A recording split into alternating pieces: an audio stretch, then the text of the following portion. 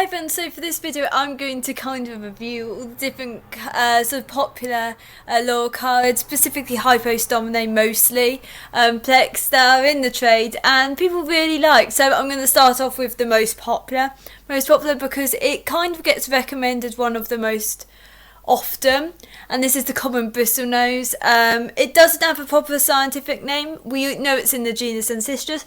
So it's Xanthicus, CF cirrhosis, AF cirrhosis, SP, whatever. So this is just the normal wild type, the common type. That's just the brown. And I might do a video on the different colour variants as well, because there's quite a few and possible hybrids, whether they exist or not. So it's difficult to know where to place this, because a lot of people would put it top tier, and that's because they're not gigantic fishes. They're pretty hardy to look after. They're easy to feed. They can get bloated on higher protein diets. But I think a lot of people underestimate the size. They're often sold at growing to 12 centimetres, 10 centimetres. And the standard length can be a lot bigger. They are very long-lived fish, and they can reach 20 centimetres or more standard length. So I'm going to say it's between these two, just because they are a bit of a difficult one, because they are a lot bigger than a lot of people would expect. So I'll probably say here they are territorial. They are quite big, I'd say, compared to what a lot of people would ideally want. So what shall I go with next? Let's go with the next one that's really popular. So this is Otocinclus, and I'm just doing the whole genus, but generally it's I think it's Otocinclus vittatus is the most common species, and this is a small shoaling species. They grow to about I think it's 2.5 centimetre standard length, and they are shoaling. Their diet can be a little bit fussy. They do need a sort of high in algae, but I find them very easy to feed, and their size. So I'm probably going to say top tier, and they're really cute. They're really interesting. They're active. They're not nocturnal. They're just lovely fishes. Oh, just checking how long I've been talking. So they're not actually bad. And then, so next is the one that gets a lot of hate, and I'm just going to do the whole Pteroplectes here. But this is a picture of Pteroplectes gibiceps, and these are often known as common plecos, sailfin. The common names just get mixed around so much. So it's difficult entirely to know where to place, because I think they're really stunning species, and if they were worth more, people would actually probably pay it. So a lot of people would probably place them down here.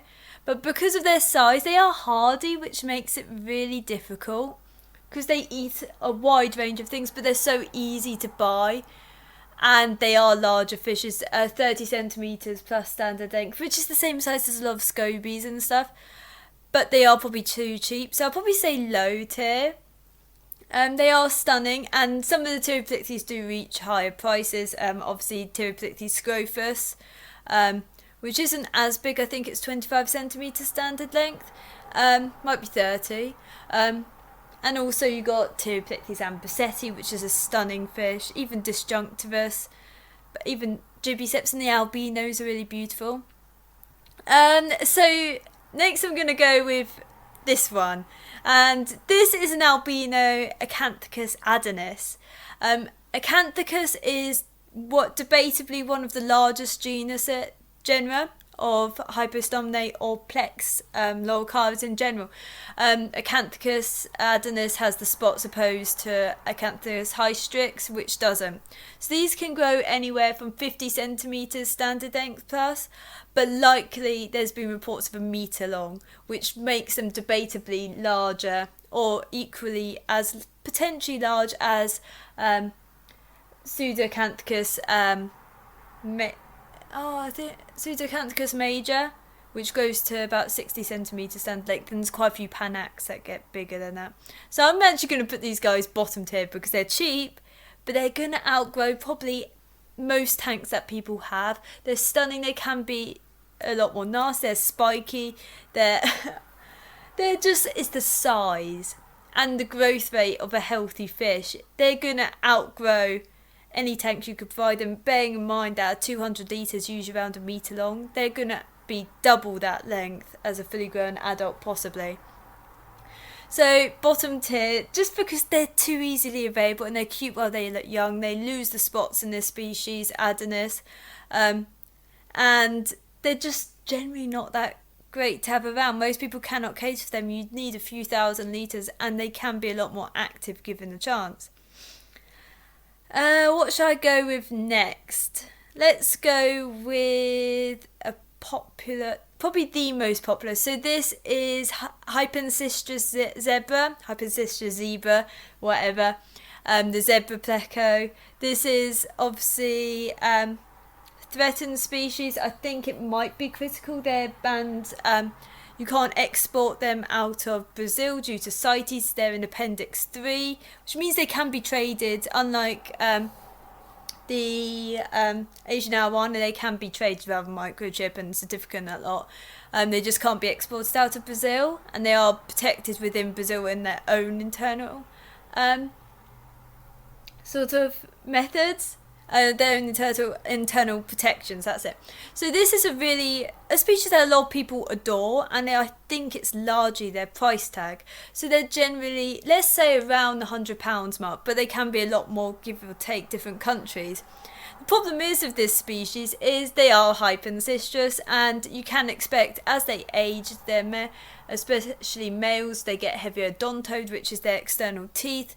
That growth, they kind of get a little bit more grayscale, I'd say, with age. And for this reason, I think, well, not just that reason, they are high temperatures, which limits what you can keep them with. They also like a lot of flow because of oxygen levels. And it's generally this price tag and stigma. I'm not actually a fan. Hypancistrus aren't too bad to breed. I haven't bred this species, I haven't even attempted it.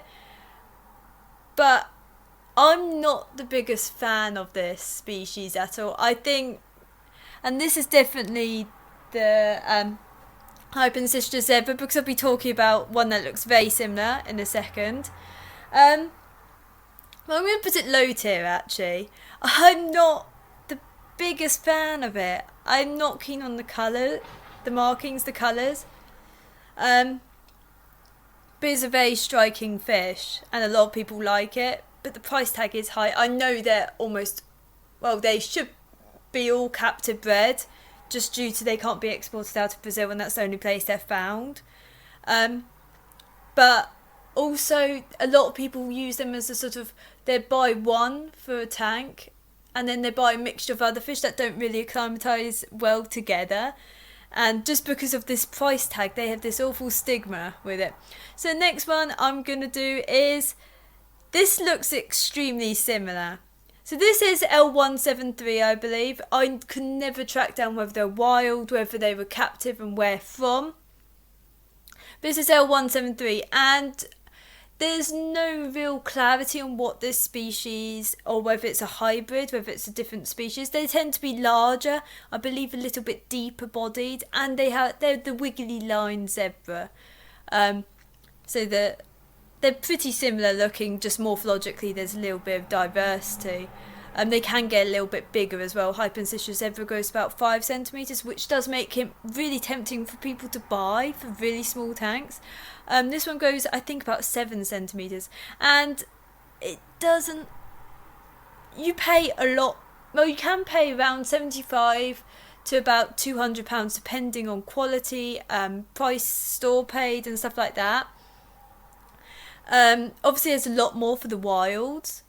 But it doesn't really do it for me. The zebras, it's the same thing, but the lines are wiggly. So at that price, I wouldn't pay that much. And they're pretty much a similar thing, if you get what I mean. But I'm not the biggest fan of Hypans. I've got more into them recently. So next one. This is, I'm just going to look at the whole entirety. Just check out how long I've been talking, a long time. This is Panak. I'm just going to do the whole Panax. So this is Panak shafari. They grow to 60 centimetre standard length, and they're obscenely big. They produce a lot of mess. Not all grow that big. The smallest is Panak bathyphilus. Isn't common at all. Usually you'll get this one, sold as Panak bathyphilus, which grows twice as long. And then you've got to remember there's that tail with tail extensions. They produce a lot of waste. Might be bright and colourful, but a lot, I would say, Panaks are hell of a commitment with waste levels. I'm just going to put them down there. I do like Panaks, but they do look a bit like a floating head as well, like Spirited Away, some of the one of the sort of villain characters in it. Especially as they age, that head gets really big. I don't want to feel though, because a lot of these fishes are very sort of specific and very specialised. So while all of these are great, they really need the right care. So I think it's going to be more or less a pyramid.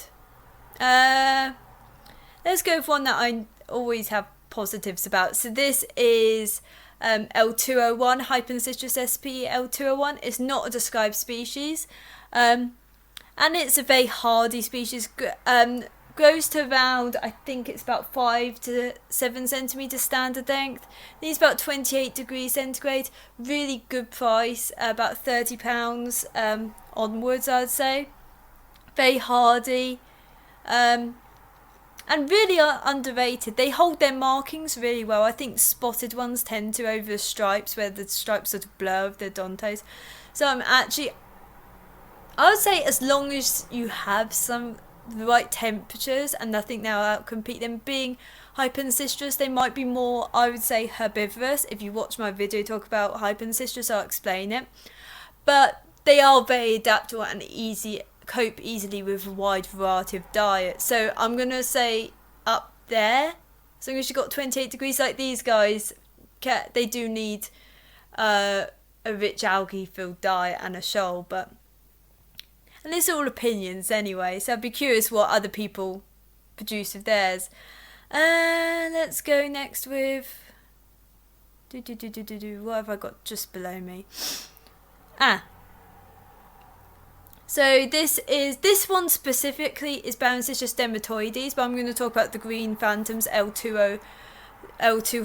So that includes this one, Balancistrus dermatoides, but also Hemiancistrus subviridis.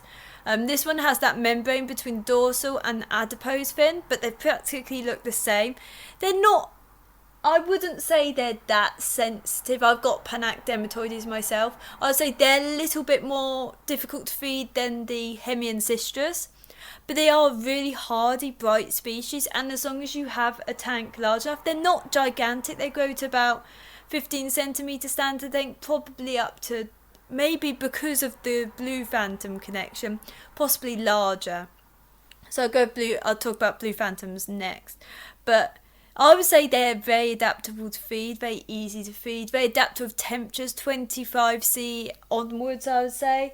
And just a variety of food, very more herbivorous feeding. And they hold this really beautiful bright coloration, but there's such a range in colours. I'm actually going to say this, and this is probably going to surprise me, even what I'm putting up there. And then also this very similar blue phantom, which is L128. It's a Hemiancistrus. This goes to 25 centimetres standard length. So it is a lot larger than the green, but this makes you wonder if the greens grow a lot larger than we previously actually thought. So for that reason, they're equally as hardy and equally as stunning, so I'm just going to put them up there. They are slightly larger. I'll go for a minimum of sort of 200, 150 litres for this species, as long as the tank has a lot of bottom space, and obviously nothing that feeds too fast. What am I going to go with next? Let's go with a favourite for a lot of people. This is the Xantho. The Parancistrus Acanthicus, the true actual Acanthicus would be the probably more correct pronunciation.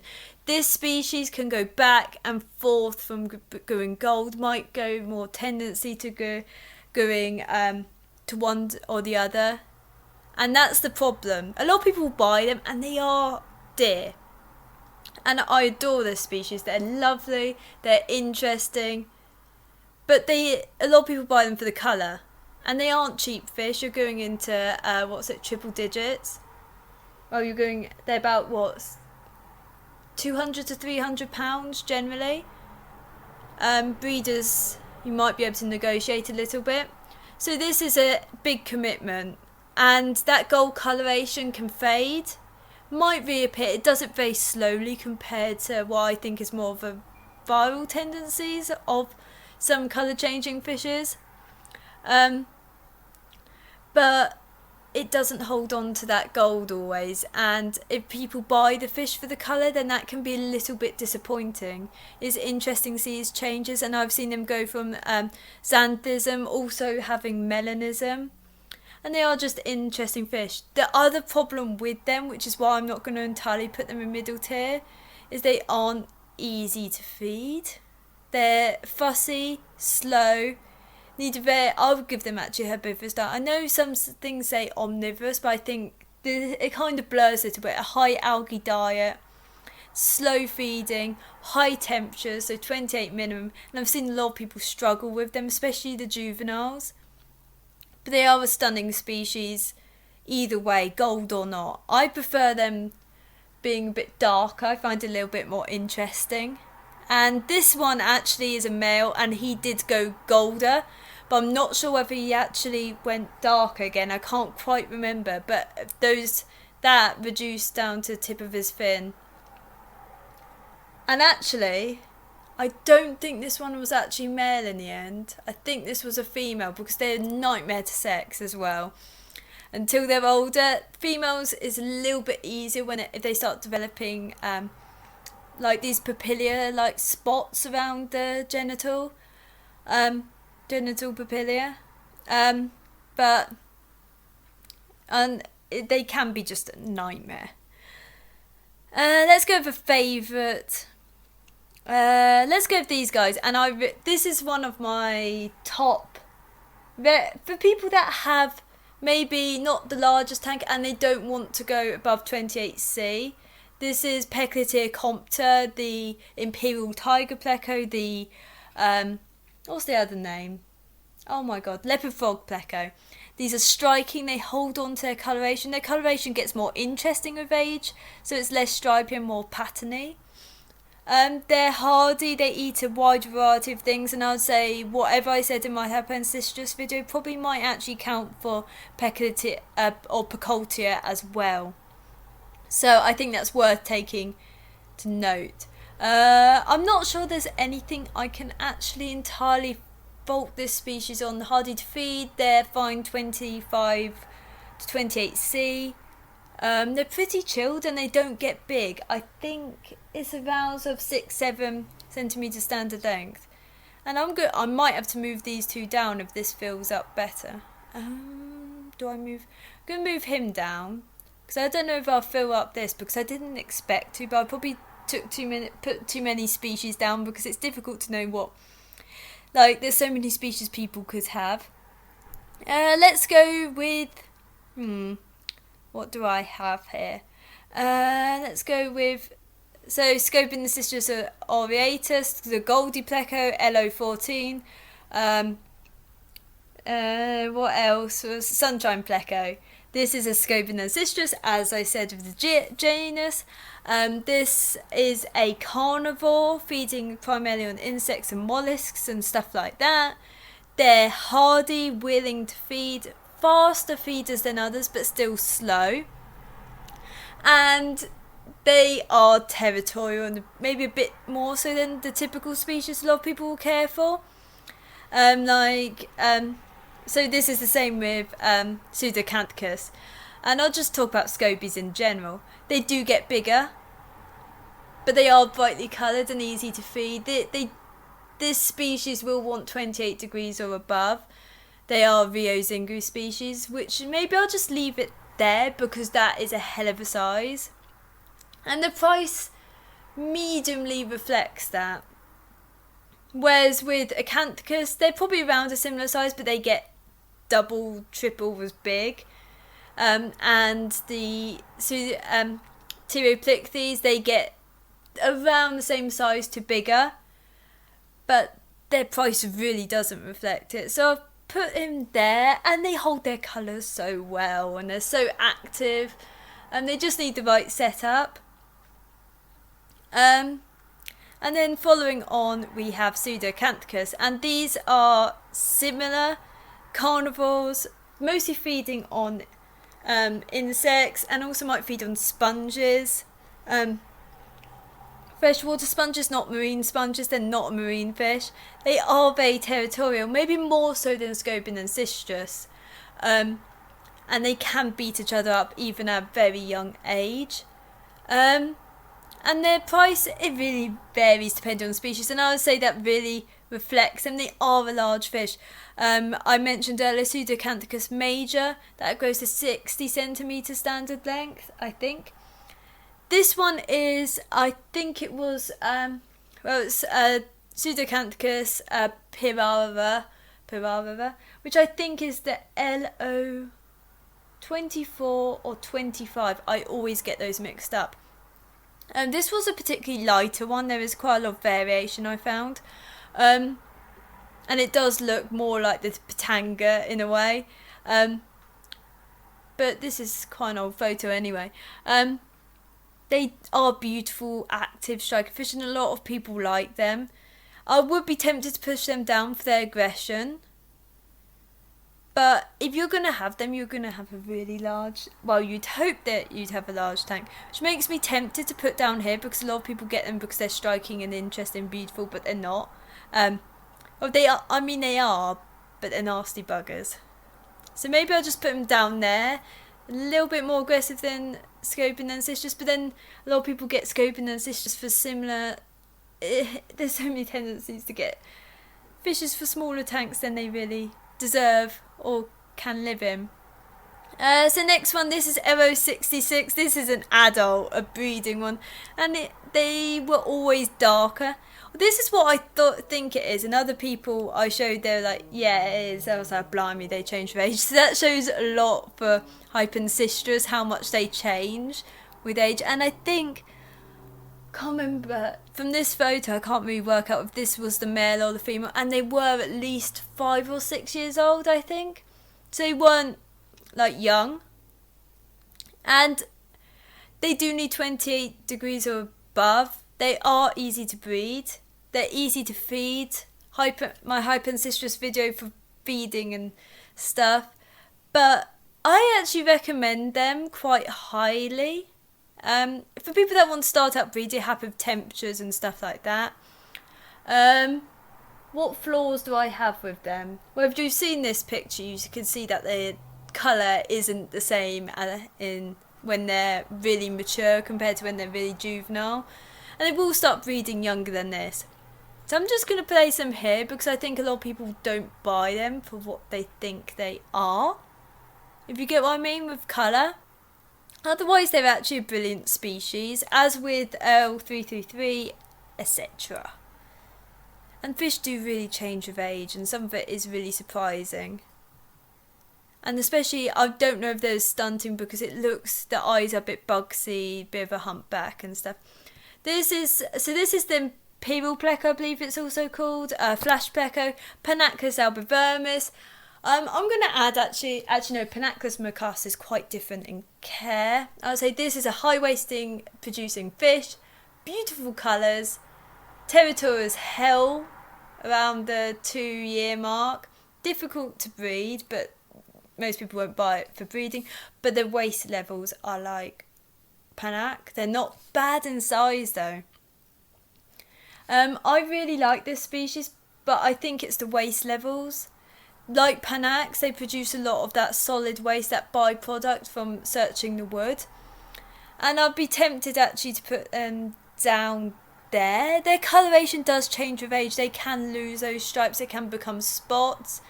Very much like Panacus albomaculatus also does that. They are striking species. It's just the waist levels, and I think a lot of people don't keep Panacus because of that, and same for Panax, and I am probably one of them. Because I would keep this species again.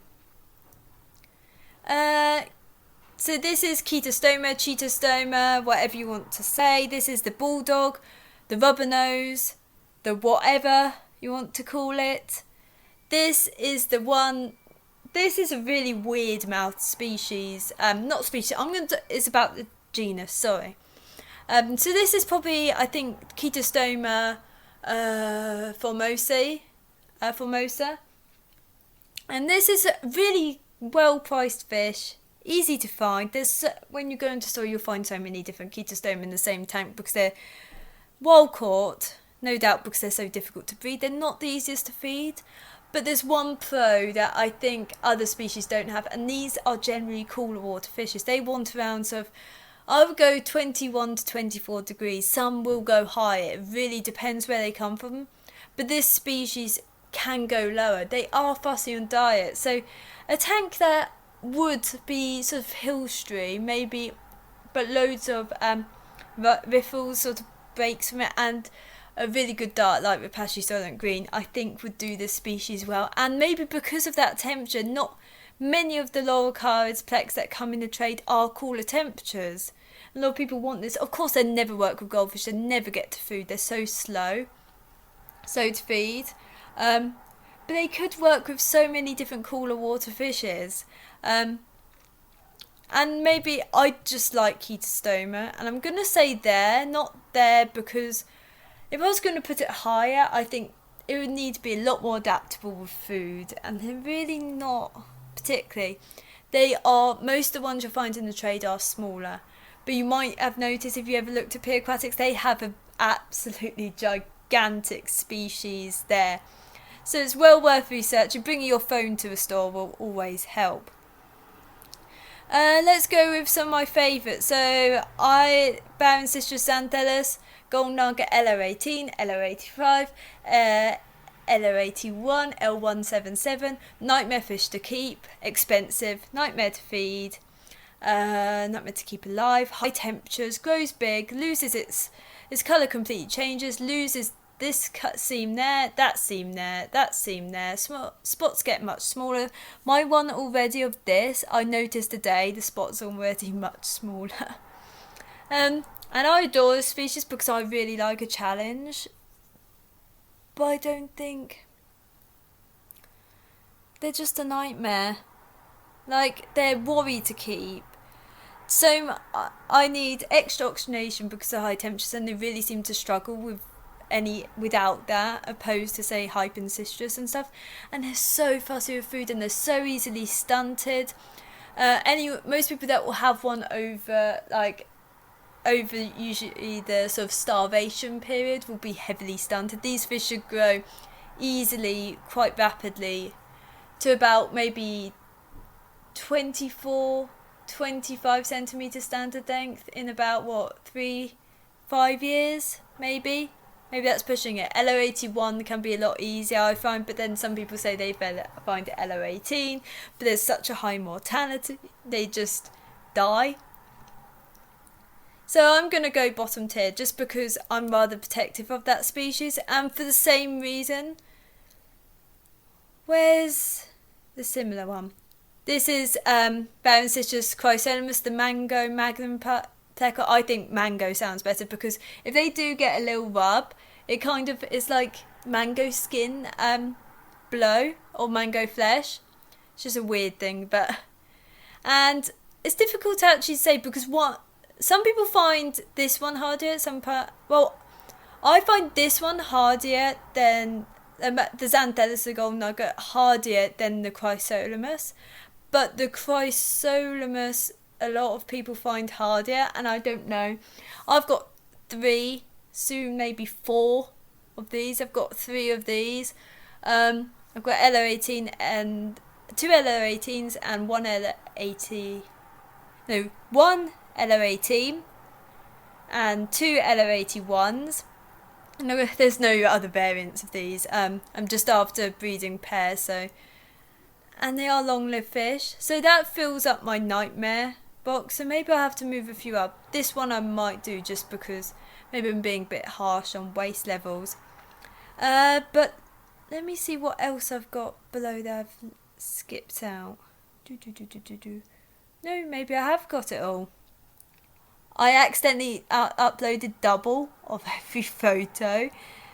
So I think maybe that's it. Or maybe I'm just blind. So let's leave it like that for now. Maybe move him up there. I would be tempted to move these up because I love them, but they are nightmare fish to keep and I wouldn't really recommend them. Let's be less harsh to... And then I'm just going to move the zebra up. If I'm moving him up, then maybe that's a bit fairer. The Xanthela of Acanthicus can be equally as painful in a way to feed. Well, probably less painful than the Xanthela Scobiancistrus. Yeah, so I'll leave it like that. And maybe I'll do a video on ranking the common bristlenose variants, along with adding some other ancistrus in. But I need photos of some variants I've never... Actually, I have seen them in person, but they're so small, getting a photo was a nightmare. And maybe looking at other Loricariidae, or maybe look at other fish, ranking discus variants. I know that wild would be at the top anyway. So I'm just going to leave it like this before we go over any longer. Thank you for watching. If you like my videos, please subscribe, whatever. I do just different Loricariidae, plec content, fish content, stuff like that. Mostly focused on science, and I need to do a video, I don't know, because I've just finished my master's degree, so I might sort of talk about that, should people want to listen to it. Anyway, thank you for watching. Goodbye. Okay.